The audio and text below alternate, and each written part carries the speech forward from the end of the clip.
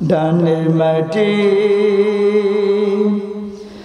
বামে মাটি নিচে মাটির বিছানা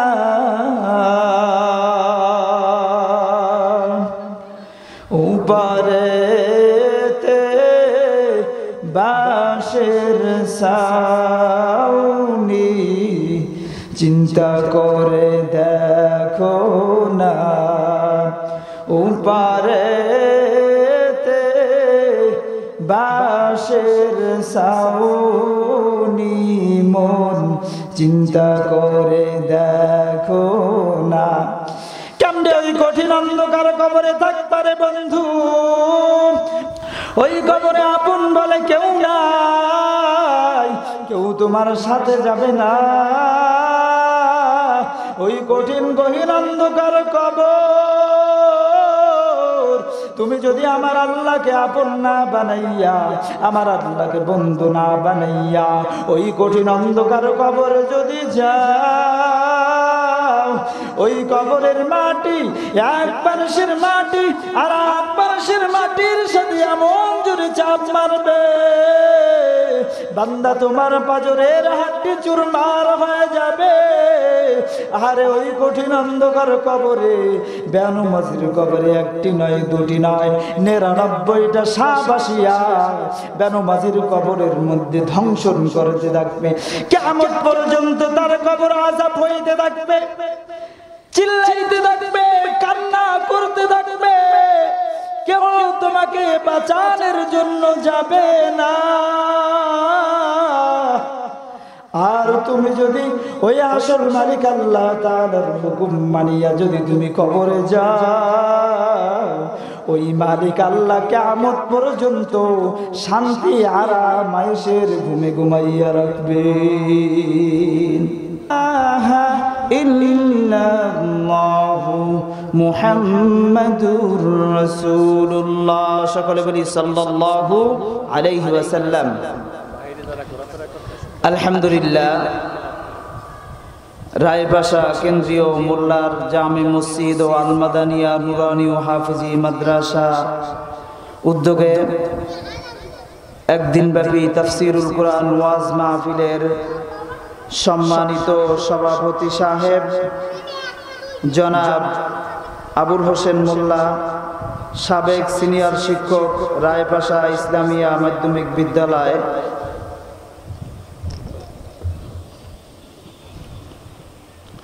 অধ্যকার মাহফিলের সম্মানিত প্রধান অতিথি বিশিষ্ট আলেমে দ্বীন আন্তর্জাতিক খ্যাতিসম্পন্ন মুফাসসির কোরআন জনাব আলহাজ হযরত মাওলানা মুফতি আব্দুল কাদের আল মাদানী দামাত বরকাতুহুমুল আলিয়া উপাধ্যক্ষ জালকাঠি এনএস কামিল মাদ্রাসা ও খতিব কেন্দ্রীয় জামে মসজিদ নিসরাবাদ দরবার শরীফ জালকাঠি আজকের মাহফিলে আরো বিশেষ অতিথি হিসাবে আলোচনা পেশ করবেন সময়ের জননন্দিত উদীয়মান তরুণ আলোচক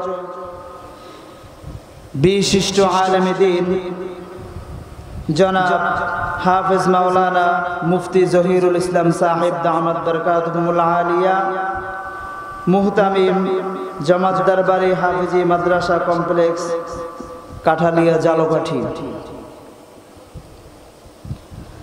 আমার সামনে উপস্থিত রয়েছেন দূর দূরান্ত থেকে আগত আল্লাহ পাক রব্বুল আলামিনের জাকিরিন শাকিরিন মুহিব্বিন মুরব্বিয়ানে আযম সমবয়সী যুবক বন্ধুগণ স্নেহের ছোট ভাই পর্দার অন্তরালের সম্মানিতা মা এবং বোনেরা আল্লাহ পাক রব্বুল আলামিনের দরবারে অসংখ্য অগণিত শুকরিয়া যেই আল্লাহ পাক রব্বুল আলামিন আপনাকে আমাকে দয়া করে মায়া করে ভালোবেসে মোহাব্বত করে আজকে এই দ্বীনি মজলিস তথা আল্লাহ ওয়ালাদের মজলিস জাকিরিন শাকিরিনদের মজলিসে আল্লাহ পাক রব্বুল আলামিন আমাদেরকে এখানে একত্রিত হয়ে কিছু কথা আমাকে বলার এবং আপনাদেরকে শোনার সেই সৌভাগ্য যে রব করে দিয়েছেন, সেই রবের দরবারে আমরা সকলেই কালিমাতুশ শুকর আদায় করি, বলি আলহামদুলিল্লাহ।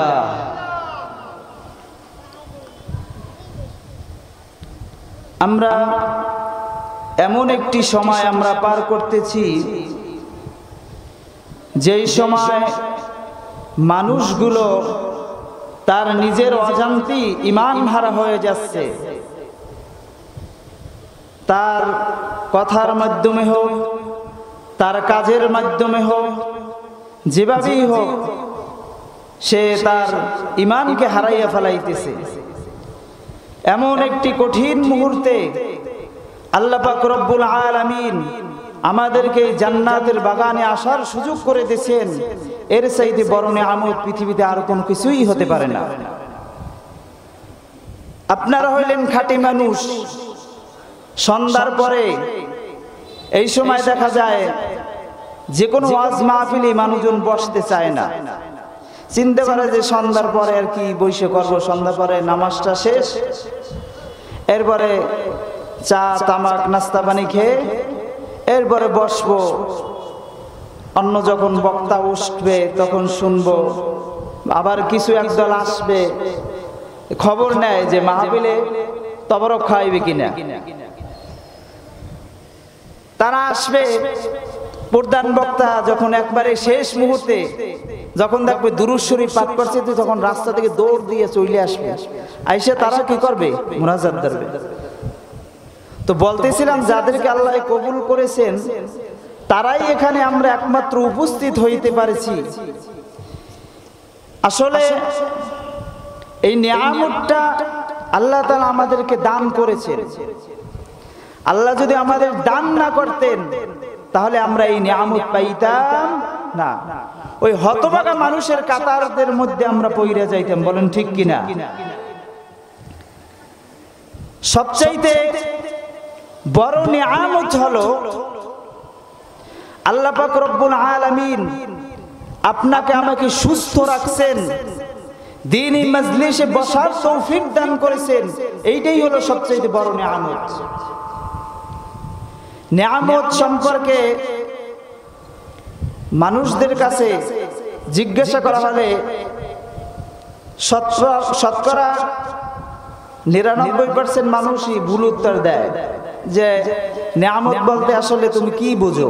তো মনে করে যে নিয়ামত বলতে এক প্লেট খাবার, সেই খাবারটা যদি তৃপ্তি সহকারে যদি হয়, পেট ভরিয়ে যদি খাওয়া যায়, তাহলে এইটাকে মনে করে মানুষ নিয়ামত। আসলে কি নিয়ামত কি শুধু খাবারের মধ্যে সীমাবদ্ধ আছে, নাকি আরো নিয়ামত আছে? আরো নিয়ামত আছে না? না, এই কথা বলে না, অবশ্যই আছে। আল্লাহর পয়গম্বর হযরতে মূসা আলাইহি ওয়াস সালামের নাম আমরা সকলেই শুনছি কি শুনি নাই? তিনি একজন কি ছিলেন? আল্লাহর পয়গম্বর, আল্লাহর নবী। তো মূসা আলাইহি ওয়াস সালাম আল্লাহ তাআলার সাথে তুর পাহাড়ে কথা বলতেন। আমরা সকলে জানি কি জানি না? তো আল্লাহর সাথে এমন ভাবে মধুর সম্পর্ক ছিল। আল্লাহ তাআলার কাছে একদিন হযরত মূসা আলাইহি ওয়াস সালাম বলতেছেন, ও আল্লাহ, চালাকি করে একটা প্রশ্ন করতেছে আল্লাহ তাআলাকে, যে আমি যদি কোনোদিন আল্লাহ হইতাম আর তুমি আল্লাহ যদি কোনোদিন মূসা হইতা, তাহলে আমি আল্লাহর কাছে তুমি মূসা হইয়া কি চাইতা? প্রশ্নটা বুঝছেন? এমন কতটা বন্ধুত্ব সম্পর্ক থাকলে এই কথা বলা যায় যে আমি যদি কোনোদিন আল্লাহ হইতাম আর তুমি যদি মূসা হইতা, তাহলে তুমি মূসা হইয়া আমি আল্লাহর কাছে কি চাইতা? আল্লাহ বলে, না, এটা তো কোনোদিন সম্ভব না। এটা বলেন সম্ভব নেই? তারপরেও জানতে চাই। এরপরে আল্লাহ বলতেছেন, তাহলে শোনো, আমি একটা জিনিস চাইতাম, সেটা হলো সুস্থতা। বলেন আলহামদুলিল্লাহ। আমি সুস্থতা আছি, এটা কি কার নিয়ামত? আল্লাহর নিয়ামত। আমি ইচ্ছা করলে কি হসপিটালে বেডে শায়িত থাকতে পারতাম না? সেই যে অসুস্থতার থেকে বাঁচাইয়া আল্লাহ পাক রব্বুল আলামিন এই দ্বীনি মজলিসে বসাইছেন, এটাও কি একটা কি নিয়ামত? এজন্য যখন দেখা যায় প্রতি বক্তা আলোচনা শুরু করবার পূর্বেই বলে যে আমরা এখানে একত্রিত হতে পারছি, এজন্য আলহামদুলিল্লাহ বলি। দেখা যায় আলহামদুলিল্লাহর সাথে অনেকের সাথে মনে হয় যে মারামারি কাটাকাটি আছে, কেউ আলহামদুলিল্লাহ বলতেও চায় না। হুজুরের আলহামদুলিল্লাহ পর্যন্তই শেষ। কি বলেন? আলহামদুলিল্লাহ কি হুজুরের না সবাই শুকরিয়া আদায় করতে হবে? সবাই আদায় করতে হবে। আল্লাহ পাক রব্বুল আলামিন এই সম্পর্কে কোরআনের মধ্যেও জানাইয়ে দেন, সতর্কতা বাণীও শুনাই দেন। লাইন শাকারতুম লাযীদান্নাকুম ওয়া লাইন কাফারতুম লাইন শাকারতুম লাযীদান্নাকুম ওয়া লাইন কাফারতুম ওয়া লাইন كفرتم إن عذابي لشديد। আল্লাহ পাক রব্বুল আলামিন বলেন, যখন কোন বান্দা আমার নিয়ামত পাইল, আমার নিয়ামত পাওয়ার পরে যদি বান্দা আমার নিয়ামতের যদি শুকরিয়া আদায় করে, আমি রব্বুল আলামিন তার নিয়ামতকে হাজার হাজার গুণ নয়, কোটি কোটি গুণ তার নিয়ামতকে আমি রব বাড়াইয়া দিব। আর যেই বান্দা নিয়ামত পাওয়ার পর আমার নিয়ামতের শুকরিয়া আদায় করবে না, নিয়ামতের কদর আদায় করবে না, আমি রব্বুল আলামিন তার নিয়ামতকে ছিনাইয়া নিয়ে যাব। শুধু ছিনাইয়া নেওয়া পর্যন্তই শেষ নয়, মারা যাওয়ার পরে তার উপরে শক্ত আযাব বর্ষণ করা হবে। বলেন নাউজুবিল্লাহ। আমাদের সমাজের মধ্যে দেখবেন মানুষের এখন শুকরিয়া নাই, নিয়ামতের কদর নাই।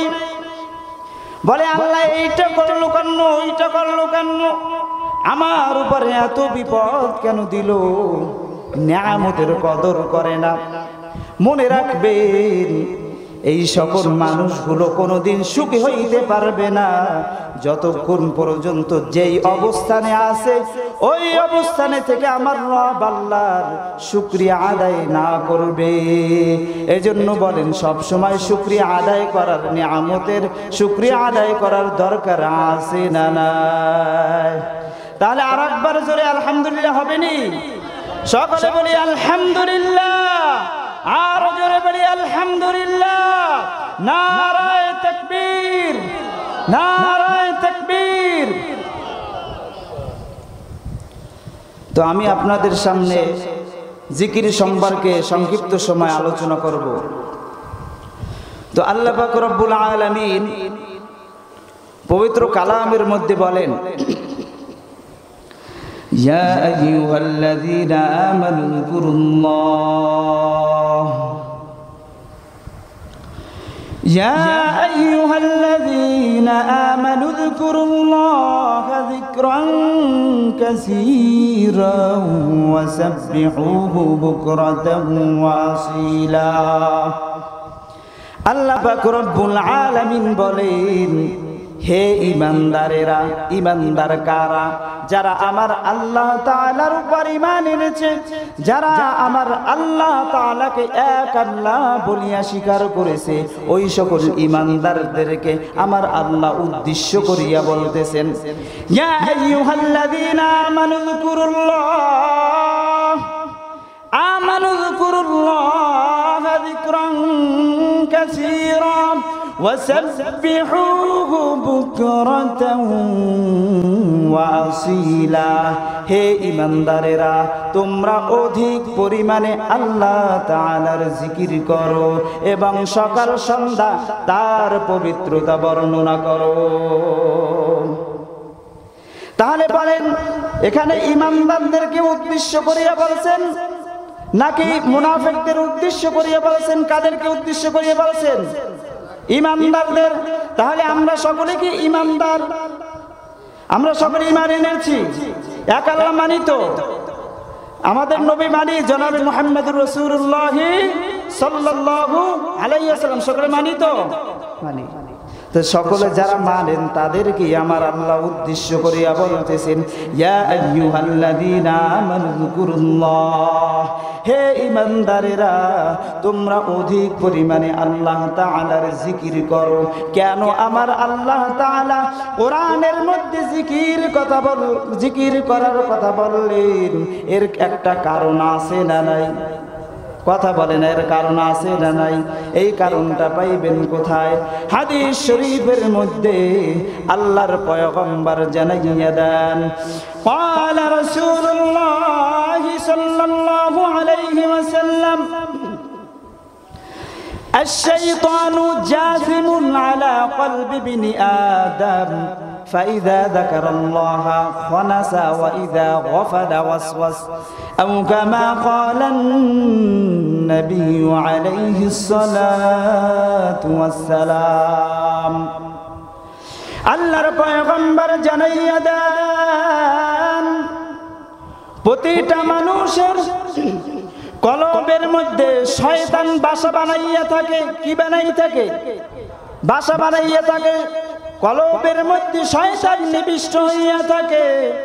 বান্দা যখন আল্লাহ তাআলার জিকির করা আরম্ভ করে দেয়, তখন শয়তান বান্দার কলব থেকে পালাইয়া যায়। এবার হুজুর প্রশ্ন, কলবটা কি? কলবটা কোথায়? হাদিস শরীফের মধ্যে এসেছে, প্রতিটা মানুষের বাম দুধের 2 আঙ্গুল নিচে একটি গোস্তের টুকরা আছে, যেটাকে বলা হয় কলব। যেটাকে বলা হয় কলব, ওই কলবটা যার ভালো, তার গোটা দেহটাই তার ভালো। ওই কলবটা যার নাপাক, তার গোটা দেহটাই তার নাপাক। ওই কলবটা যার ভাইরাস, তার গোটা দেহটাই তার ভাইরাস। ওই কলবের মধ্যে শয়তান বাসা বানায়, শয়তান রাজত্ব করতে থাকে। ওখানে একটা শয়তানের রাজ সিংহাসন বানায়। পাক পবিত্র একটা কলব, ওই কলবের মধ্যে শয়তান বসিয়া বান্দাকে ধোঁকা দেয়, বান্দাকে ধোঁকা দেয়। এই বলেন, বাংলাদেশটা যে পরিচালনা করে, যেই জায়গা পরিচালনা করে কোথায় বসিয়া? বঙ্গভবনে। কোথায়? বঙ্গভবনে না? সবাই মনে হয় যে জানে না। শেখ হাসিনা যে রাষ্ট্র পরিচালনা করে একটা নির্দিষ্ট স্থান আছে না নাই? আছে। তো শয়তান মানুষকে যে ধোঁকা দেয়, সেই ধোঁকা দেওয়ার একটা বঙ্গভবন, রাজ সিংহাসন বানায় এই কলবের মধ্যে। কোথায়? কলবে। এই কলবের মধ্য থেকে শয়তানকে দুরূপিত করার জন্য আমার আল্লাহ তাআলা বলেছেন, বান্দা অধিক পরিমাণে আমার জিকির করো। ইয়া আইয়ুহাল্লাযীনা আমানু যকুরুল্লাহ আমানু যকুরুল্লাহ যিকরান কাসীরা। হে ঈমানদারেরা তোমরা অধিক পরিমাণে আল্লাহ তাআলার জিকির করো। জিকিরটা হবে কার জিকির? সবাই কথা বলে না কার জিকির? এর মধ্যে অন্য কোনো কথা আসেনি? কোনো ব্যক্তির জিকিরের কথা বলা আসেনি? কোনো খাজা বাবার নামের জিকিরের কথা বলা আসেনি? মাঝভান্ডারী বাবার জিকিরের কথা আসেনি? সুরেশ্বরী বাবার নামের জিকিরের কথা আসেনি? দয়াল বাবার নামের জিকির আসেনি? তাহলে এগুলো যারা করে, তাহলে তারা কি করে? ভণ্ডামি করে। সহজ কথা, কি করে? ভণ্ডামি করে। এই যে দেখেন, এই যে খাজা বাবার নামের জিকির, কত জিকির আপনাদের কি বুঝাবো? আপনাদের হাতে তো মোবাইল আছে, আপনারা তো খবরগুলো পান। মোবাইল অ্যান্ড্রয়েড ফোন খুললে কত রকমের জিকির, বাবার নামে জিকির করে। হায় হায়, চুল বড় বড় রাইখা পুরা বাবার নামে জিকির, চুল নাড়াইয়া চাড়াইয়া, হ্যাঁ। আর শরীরের মধ্যে এত জোশ, বাপরে বাপ। গাঞ্জা খাইয়া মনে হয় জানেন পুরা শরীরের মধ্যে একটা এনার্জি পাইছে। বলেন ঠিক কিনা? হ্যাঁ, খাজা বাবার নামে জিকির, দয়াল বাবার নামের জিকির। আবার কি বলে, নারী পুরুষ একত্রিত হইয়া বলে জাহের বাতি দাও বন্ধ করিয়া, দিলের বাতি দাও জ্বালাইয়া। জাহের বাতি বলতে প্যান্ডেলের লাইট গুলা বন্ধ করিয়া, দিলের বাতি জ্বালাইয়া কি শয়তানি জ্বালাইয়া একত্রিত হইয়া নারী পুরুষ একটা ভণ্ডামি শুরু করে। আপনাদের সমাজের মধ্যে যদি এভাবে দেখেন যে নারী পুরুষ একত্রিত হইয়া তারা যদি বলে যে জাহের বাতি দাও বন্ধ করিয়া, দিলের বাতি দাও জ্বালাইয়া, সরাসরি যে ওখানে জোতা পিটা করবেন, সবাই রাজি আছেন তো ইনশাআল্লাহ? তাতে কে বান্ডারির মুরিদ আর কে হাজার মুরিদ দেখার কোনো টাইম নাই। কারণ আমার আল্লাহ কার জিকির করার কথা বলছেন? জিকির হবে কার? কথা বল না কি আপনাদের ওই জিকির করতে মনে চাই নাকি? না, ওরকম একটা আশীর করতে মনে চায় নাকি? কথা বলেন না কেন? হ্যাঁ, জিকিরটা হবে কার? আল্লাহর জিকির। জোরে বলে কার জিকির? তো কে কে আল্লাহর জিকির করতে রাজি আছেন? হাতটা জাগাইয়া আল্লাহকে দেখা দেন। নারায়ে তাকবীর, লিল্লাহি তাকবীর। তাহলে জিকিরটা হবে কার জিকির? আল্লাহর জিকির। আল্লাহর জিকিরের বাইরে কোনো ব্যক্তির জিকির চলবে না, কোনো ব্যক্তির জিকির চলবে না। সে যদি কোনো বড় বক্তাও দাবি করে, সে যদি নিজেকে বড় সেলিব্রিটিও দাবি করে, তাহলেও তাকে জোটা পিটা করে তাড়াইতে হবে। বলুন ঠিক কিনা? এভাবে ভণ্ডামি সমাজ থেকে আমাদের রুখে দিতে হবে। শুধু আলেম ওলামারা সজাগ থাকলে হবে না, সাধারণ মানুষ, সাধারণ জনগণকে সজাগ থাকতে হবে। শুনছিলাম যে এই এলাকায় নাকি কোথায় এরকমের একটা মাহফিল প্যান্ডেল হয়েছিল নাকি, মাহফিল করছে, সন্ধ্যা পরে শুরু করছে, এই সেই বেই সেই শুরু করছে, এবার রাত্রবেলা শুরু করছে জিকির। এগুলো প্রশ্রয় দেবেন না, এগুলো দূর করতে হবে সমাজ থেকে। কি আমার কথায় রাগ করলেন নাকি? সবাই কথা বলেন না, রাগ করলেন নাকি? আল্লাহ। তো জিকিরের মজলিসের কেমন ফজিলত আল্লাহর পয়গম্বর হাদিস শরীফের মধ্যে জানাইয়া দেন।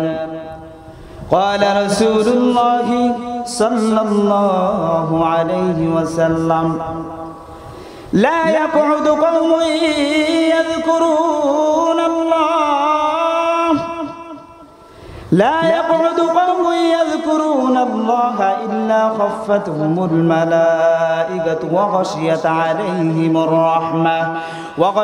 عليهم الرحمة ونزلت عليهم السكينة وذكرهم الله في من عنده أو كما قال النبي عليه الصلاة والسلام আল্লাহর পয়গম্বর জানাইয়া দেন, যখন কোন সম্প্রদায়, যখন কোন জাতি আল্লাহ তাআলার জিকির করতে বসে যায়, তখন ওই সম্প্রদায়কে আল্লাহ তাআলার নূরের তৈরি ফেরেশতারা তাদেরকে সম্মান সূচক তাওয়াফ করা আরম্ভ করে দেয়।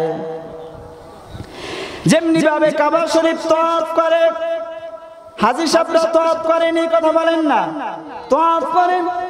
যেই সকল সম্প্রদায়েরা তারা নিজেরা একত্রিত হইয়া আমার আল্লাহ তাআলার জিকিরের যখন মজলিস সাজায়, তখন তাদেরকে ফেরেশতারা ওইভাবে সম্মান সুযোগ তাওয়াফ করা আরম্ভ করে দেয়। শুধু তাই নয়, তাদের উপরে আল্লাহ তাআলার রহমত বর্ষণ হইতে থাকে, সাকিনা বর্ষণ হইতে থাকে। শুধু এখানেই শেষ নয়, আমার রব আল্লাহ তার নিকটবর্তী যেই সকল নূরের তৈরি ফেরেশতারা রয়েছেন, তাদের সাথে ওই সকল বান্দাদের প্রশংসা করা আরম্ভ করে দেয়। বলেন সুবহানাল্লাহ। তাহলে জিকিরের মজলিসের ফজিলত আছে না নাই? জোরে কথা বলতে হবে, জিকিরের মজলিসের ফজিলত আছে না নাই? আছে, অবশ্যই আছে। এই জন্যই আমরা সকলে একত্রিত হইয়া আমরা এক জায়গায় বসিয়া আল্লাহ তাআলার জিকির করার জন্য চেষ্টা করব। আমরা যদি এইভাবে জিকিরের মজলিস যদি তৈয়ার করতে পারি, আমাদের দাম আমার আল্লাহ তাআলার কাছে হাজার হাজার লক্ষ লক্ষ গুণ বাইরে যাবে। কারণ আমার আল্লাহ, আমার রব আল্লাহ মানুষগুলোকে বড় আদর করিয়া, মোহাব্বত করিয়া, শখ করিয়া বানাইছেন। ফেরেশতাদেরকে নিয়ে যখন আমার রব আল্লাহ পরামর্শে বসিয়াছিলেন, ওয়াইয ক্বালা রাব্বুকা লিল মালাইকাতি ইন্নী জাইলুন ফিল আরদি খলিফা ক্বালু আতাজআলু ফিহা মান ইউফসিদু ফিহা ওয়া ইয়াসফিকুদ দিমা ونحن نسبح بحمدك ونقدس لك قال إني أعلم ما لا تعلمون।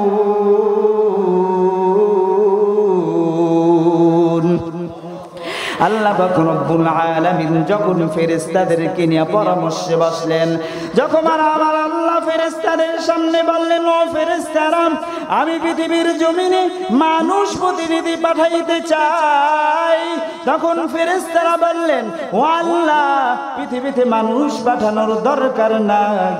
তারা ফিতনা ফাসাদ করবে, তারা ঝগড়া বিবাদ করবে, তারা আপনার ইবাদত করবে না, তারা আপনার গুণগান গাইবে না। নিজেদের কৃতকর্মের মধ্যে, নিজেদের নীতিকর্মের মধ্যে তারা থাকবে, আপনার গুণগান তারা গাইবে না। আমার আল্লাহ ফেরেশতাদের পরামর্শ না বানিয়া এই বান্দাদেরকে বড় শখ করিয়া আদর করিয়া বানাইছেন। যখন এই বান্দাগুলো, যখন আমার আল্লাহর এই আদরের বান্দাগুলো তার গুণগান যখন গাওয়া আরম্ভ করে দেয়, তখনই আমার আল্লাহ ফেরেশতাদেরকে বলতে থাকে, ও আমার ফেরেশতারা রে, তোমরা বলিয়াছিলা এই মানুষ বানানোর দরকার নাই। আমার আল্লাহ বড় শখ করিয়া আদর করিয়া এই মানুষদেরকে বানাইছেন। এই মানুষ যখন আমার আল্লাহর ইবাদত করে, আমার গুণগান কীর্তন যখন গাওয়া আরম্ভ করেন, আমার আল্লাহ খুশি হইয়া ফেরেশতাদের সামনে গর্বিত করতে থাকে। ফেরেশতাদের বলতে থাকে, ও ফেরেশতারা, তোমরা মানুষ বানাইতে নিষেধ করিয়াছিলাম, আজ দেখো সেই মানুষগুলো আমি রব আল্লাহকে আল্লাহ বলিয়া স্বীকার করতেছে, আমি রব আল্লাহর কথা স্মরণ করতেছে, আমি রব আল্লাহর মোহাব্বত অন্তরের মধ্যে ধারণ করতেছে। ও ফেরেশতারা, দেখো এই মানুষদেরকে ধোঁকা দেওয়ার জন্য শয়তান কত রকমের চেষ্টা করলো, কত রকমের সাধনা করলো। এরপরও দেখো, যখন গুনাহের কথা যখন স্মরণ হয়, তখন আমি রবের কাছে আসিয়া দুপোটা চোখের পানি সারিয়া আমায় আল্লাহর কাছে আবার মাপ চাই, আবার আমাকে আল্লাহ বলিয়া ডাক দেয়।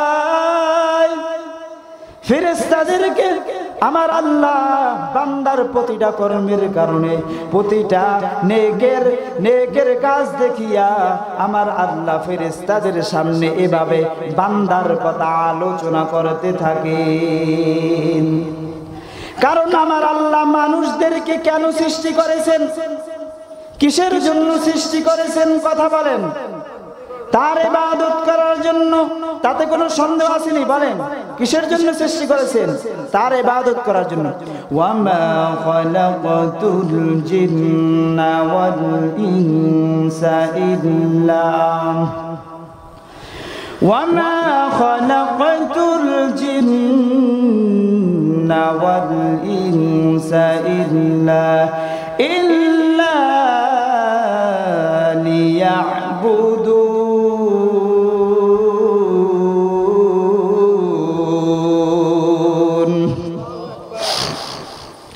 আল্লাহ তাআলা বলেন, আমি মানুষ এবং জিনদেরকে অন্য কোনো উদ্দেশ্যে সৃষ্টি করিনি, কেবলমাত্র সৃষ্টি করেছি আমি রব আল্লাহর ইবাদত করার জন্য। বলেন সুবহানাল্লাহ। পৃথিবীর মানুষের গোলামি করার জন্য আমি আল্লাহ বান্দাকে সৃষ্টি করি নাই। দুনিয়ার নেতার গোলামি করার জন্য আমি রব আল্লাহ সৃষ্টি করি নাই।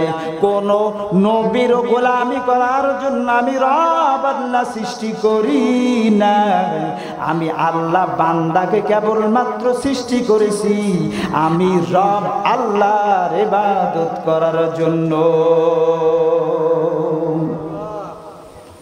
কিসের জন্য? আল্লাহর ইবাদত করার জন্য। তো জিকির বিষয়ে আলোচনা করতেছিলাম। হাদিস শরীফের মধ্যে এসেছে আল্লাহর পয়গম্বর জানাইয়া দেন আকসিরু যিকরাল্লাহি হাত্তা ইয়াকুলু মাজনুন। তোমরা এমন ভাবে আল্লাহর জিকির করো যাতে কাফের, বেঈমান, মুনাফিক, ফাসিক, ফুজ্জাররা তোমাদের দেখিয়ে পাগল বলে। কি বলে? পাগল বলে। যারা পাগল নাকি সারাদিন আল্লাহ আল্লাহ করে। এরকমের একদল লোক আছে না নাই? যারা জিকির করে তাদেরকে নিয়ে টিটকারি করে, বলে কি বুড়া হালে গিয়া মসজিদে গিয়া তবজিটেতে কয় ওই ইল্লাল্লাহ ইল্লাল্লাহর কোনো কাজ হইবে না। আবার ইল্লাল্লাহ ইল্লাল্লাহ তো বলেই না, কত রকমের টিটকারি করে। করে কি করে না? জিকিরের মজলিসের বিরোধিতা করে, বলে ওই জিকির দিয়া কোনো কাজ হবে না। আজকে যে সকল বন্ধুরা এই জিকিরের মজলিসদের লোকদেরকে অবহেলা করতেছো, এই জিকিরি লোকদের বিরোধিতা করতেছো, শুনে রাখো তোমাদের এই অবহেলা করার কারণে তোমরা নিজেরাই ক্ষতিগ্রস্ত হয়ে যাইবা। আর এই বান্দাগুলো আমার আল্লাহ তাআলার পাগল আরো বেশি করে হয়ে যাইবে। কারণ যার মধ্যে আল্লাহর ভয় রয়েছে, আল্লাহর মুহাব্বত রয়েছে, তাকে যদি দুনিয়ার মানুষ পাগল বলে তারপরেও তার কাছে ভালো লাগে যে হায় আমি আল্লাহর পাগল হইতে পেরেছি। ও আল্লাহর বান্দা নবীর উম্মত, আল্লাহর পাগল হইতে হলে হযরত বেলাল রাদিয়াল্লাহু তাআলা আনহুর মতো পাগল হও। হযরত বেলাল রাদিয়াল্লাহু তাআলা আনহু কেমন আমার আল্লাহর পাগল ছিলেন, কেমন আমার আল্লাহর আশিক ছিলেন। হযরত বেলাল রাদিয়াল্লাহু তাআলা আনহু এমন কালো, এমন কালো, কালো মানুষের তার চেহারাটা কালো হলেও তার হাতের তারাটা সাদা থাকে। কিন্তু হযরত বেলাল রাদিয়াল্লাহু তাআলা আনহুর হাতের তারাটা পর্যন্ত কালো, নিচের ঠোঁটটা পুষ্ট। কথা বলতে হলে জাগাইয়া কথা বলতে হয়। এমন একজন দুর্বল মানুষ, যেই মানুষটা কাফেরদের শীর্ষদের নেতা, উমাইয়ার বাসায় কাজ করে। সারাদিন জবানে শুধু একটি নাম, আহাদ আহাদ আহাদ আমার আল্লাহ এক। উমাইয়া ডাক দিয়া বলে রে বেলাল, তোমার ঠোঁট সারাদিন নড়ে কেন? তুমি কি জপতেছো? বেলাল রাদিয়াল্লাহু তাআলা আনহু উমাইয়াকে ডাক দিয়া বলে আমি মালিকের নাম জপতেছি। উমাইয়া ডাক দিয়া বলে রে বেলাল, তোমার কাজের একটু সুবিধা বাড়াইয়া দেই। বলে কেন? বলো আমি মালিকের নাম পৃথিবীর কেউ জপে না, তুমি জপো। বলে আমি মালিক আপনার নাম জপতেছি না, আমি এমন মালিকের নাম জপতেছি যেই মালিক আপনারও মালিক, আমারও মালিক আল্লাহ। আমি ওই মালিকের নাম জপতেছি। আরে উমাইয়া ডাক দিয়া বলতেছে, রে বেলাল, এই নাম তুমি কোথায় পেয়েছো? বেলাল রাদিয়াল্লাহু তাআলা আনহু ডাক দিয়া বলতেছেন, আমি এই নাম পেয়েছি জনাবে মুহাম্মদুর রাসূলুল্লাহ, সকলে বলি সাল্লাল্লাহু আলাইহি ওয়াসাল্লামের কাছে এই নাম আমি শিখেছি। উমাইয়া ডাক দিয়া বলতেছে, রে বেলাল, মুহাম্মাদের ইসলাম ছেড়ে দাও, ওই আল্লাহর নাম তোমার জবান থেকে তুমি বাদ দিয়ে দাও। বেলাল রাদিয়াল্লাহু তাআলা আনহু ডাক দিয়া বলতেছেন, রে মালিক, আমার জীবন যাইতে রাজি, কিন্তু আমি মালিক আল্লাহর নাম বাদ দিতে রাজি না।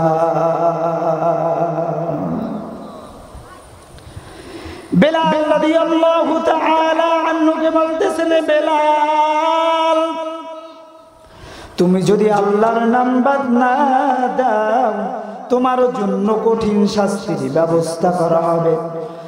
উমাইয়া কাফেরদের শীর্ষদের নেতাদের নিয়ে পরামর্শে বসলেন, হযরত বেলাল রাদিয়াল্লাহু তাআলা আনহুকে শাস্তি দিতে হবে, এমন কঠিন শাস্তির ব্যবস্থা করা হোক যাতে অন্য কর্মচারী যারা রয়েছে মুহাম্মাদের কাছে গিয়া ইসলাম ধর্ম গ্রহণ করার সাহস না পায়।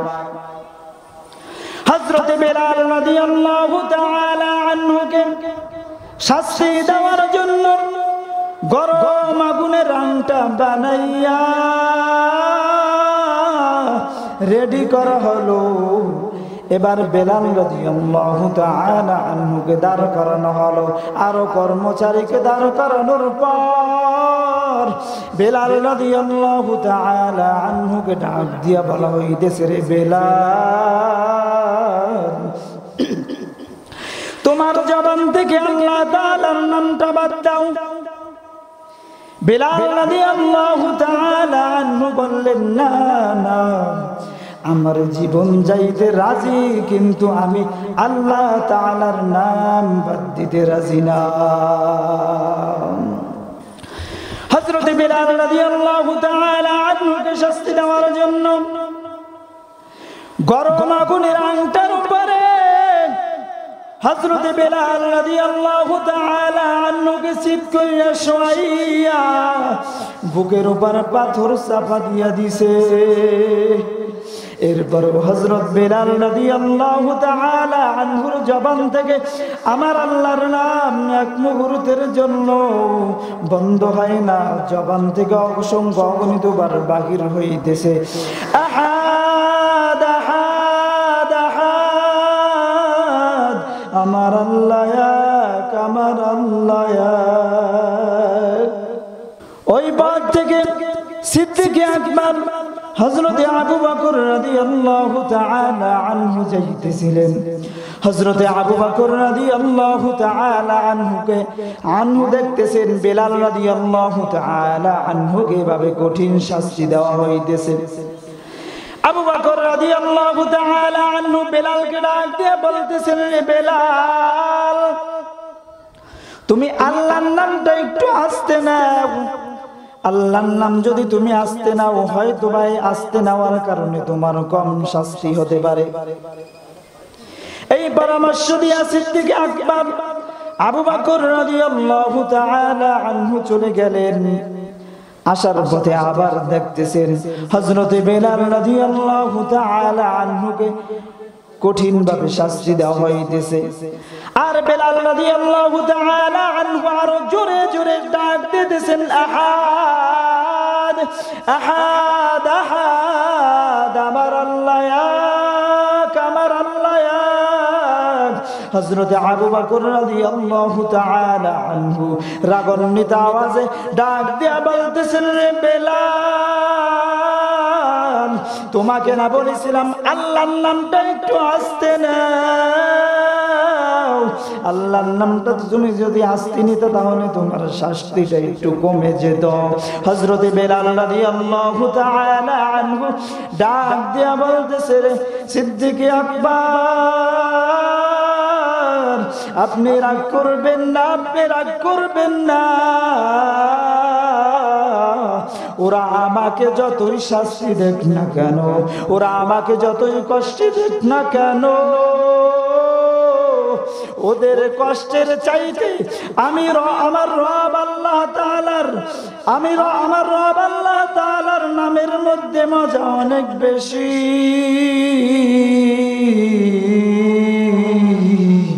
ওরা আমাকে যতই শাস্তি দেখ না কেন, ওদের শাস্তির থেকে আমার রব আল্লাহ তাআলার নামের মধ্যে মজদু অনেক বেশি। তো যারা আল্লাহ তাআলাকে মুহাব্বত করে, আল্লাহ তাআলাকে ভালোবাসে, তাদেরকে যতই শাস্তি দেওয়া হোক না কেন,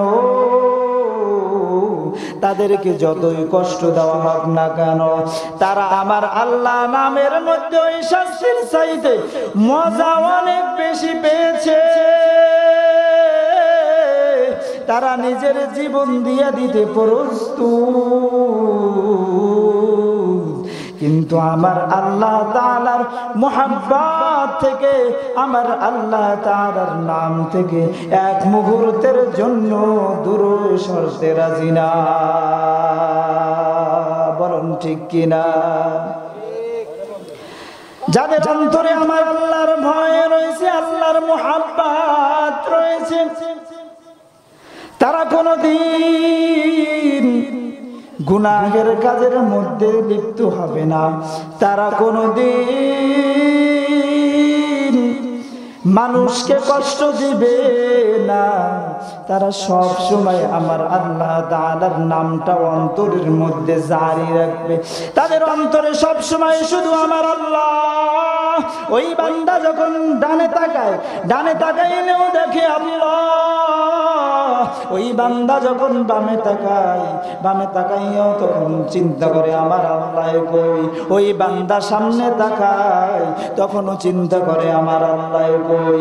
ওই বান্দা পিছনে তাকায় তখনও চিন্তা করে আমার আল্লাহ কই। ওই বান্দা যদি গভীর সাগরের মধ্যে যদি পড়ে যায়, পৃথিবীর মাকে তালাশ করবে না, ভাইকে তালাশ করবে না, সন্তান থেকে স্মরণ করবে না। ওই বান্দা তালাশ করবে আমার মালিক আল্লাহ কই, আমার মালিক আল্লাহ কই, আমার মালিক আল্লাহ কই। কারণ এই দুনিয়ায় আপন বলে কেউ নাই, আপন হইলেন একমাত্র আমার আল্লাহ। আমার আল্লাহর চাইতে আপন এই পৃথিবীতে আর কেউ নাই। আমার আল্লাহর চাইতে বন্ধু এই পৃথিবীতে আর কেউ নাই। বলেন আল্লাহর চাইতে আর আপন কেউ আসেনি? কাকে আপনি আপন মনে করেন? কে আপনার আপন? যেই আল্লাহ আপনাকে আমাকে সৃষ্টি করেছেন, সৃষ্টি করানোর পর যেই আল্লাহ আপনাকে আমাকে আত্মার জগতে হাজার হাজার বছর পর্যন্ত দেখিয়া শুনিয়া রাখছেন, যেই আল্লাহ আপনাকে আমাকে বড় আদর করিয়া, দয়া করিয়া, মায়া করিয়া আপনার আমার মায়ের গর্ভের মধ্যে এমন একটি জায়গা, যেই জায়গায় দুনিয়ার কোনো আলো নাই, দুনিয়ার কোনো বাতাস নাই, কিচ্ছু নাই, এমন একটি জায়গায় আমার রব আল্লাহ এমন ভাবে নিরাপদে রেখেছে, এমন ভাবে আমার আল্লাহ খাবারের ব্যবস্থা করেছেন, এমন ভাবে আমার আল্লাহ অক্সিজেনের ব্যবস্থা করেছেন। কত দয়া করিয়া আমার আল্লাহ আপনাকে আমাকে দেখিয়ে শুনিয়া রাখছেন। এরপরে বান্দা তুমি দুনিয়াতে আসছো, দুনিয়াতে আসার পরে তোমার আপন কেউ ছিল না। তোমার অধিকার তুমি কিভাবে আদায় করবা? বান্দা তুমি এতটাই দুর্বল, তুমি কথা বলতে পারো না, কথা বলার তোমার বাক শক্তি নাই। কিভাবে তোমার হক আদায় করে নিবা? কিভাবে তোমার পাওনা আদায় করিয়া নিবা? আমার আল্লাহ প্রতিটা বান্দাকে, প্রতিটা শিশুকে এমন একটি রিংটোন সেট করিয়া দিলেন, কান্না নামক একটা রিংটোন সেট করিয়া দিছেন। ওই কান্নার কারণে মা বুঝতে পারে আমার সন্তানের এখন ক্ষুধা লেগেছে। বলুন ঠিক কিনা? সন্তানের কান্নার আওয়াজে মা বুঝতে পারেন আমার সন্তানের এখন ক্ষুধা লেগেছে।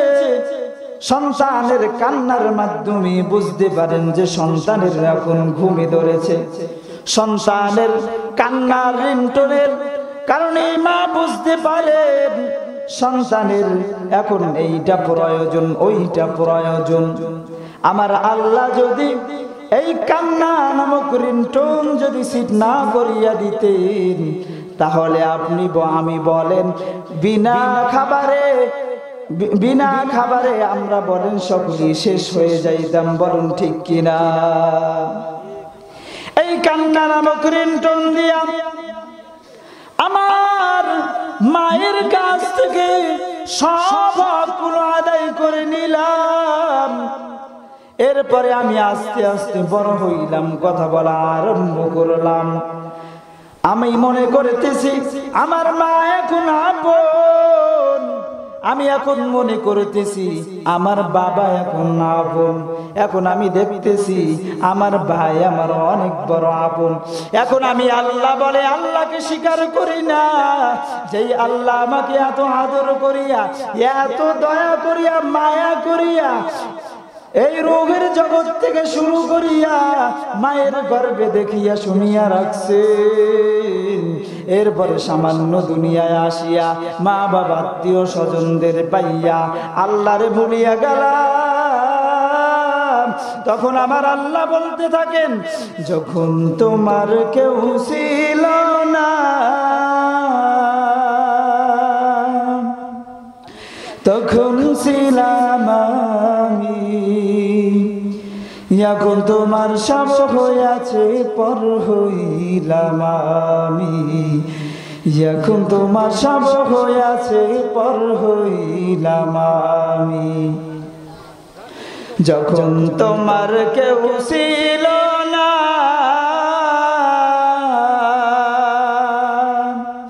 তখন ছিলাম আমি, এখন তোমার সব হইয়াছে পর হইলাম আমি, এখন তোমার সব হইয়াছে পর হইলাম আমি। এখন তুমি কাকে পাইলা, কাকে আপন বানাইলাম? এই আপন খেলা কোন পর্যন্ত রে বন্ধু? তুমি এখন মারা যাও, শেষ তোমার আপন খেলা। এখন তুমি মৃত্যুবরণ করো, কোথায় তোমার মা, কোথায় তোমার বাবা, কোথায় তোমার আত্মীয় স্বজন, কোথায় তোমার ভাই? ঘরের সবাই ডাক দিয়া বলবে লাশটাকে রাত্রবেলা পাহারা দেওয়া যাবে না, লাশটাকে ঘর থেকে নামা, যত তাড়াতাড়ি সম্ভব দাফন কর। কেউ যাইবে বাঁশ কাটার জন্য, কেউ যাইবে কবর খনন করার জন্য, কেউ যাইবে মসজিদ থেকে পালকিখানা আনার জন্য। তাড়াতাড়ি বিদায় দিয়ে দাও। এখন তোমার কবরে কে যাবে, কে আপন? কাকে তুমি আপন মনে করতেছো রে বন্ধু? আহারে তোমাকে ওই কঠিন অন্ধকার কবরের মধ্যে রাখিয়া আসবেন। আর ওই ঘরটা এমন একটি ঘর, যেই ঘরের ডানে মাটি, বামে মাটি, সামনে উপরে সব জায়গায় শুধু মাটি আর মাটি। ডানে মাটি, বামে মাটি, নিচে মাটির বিছানা।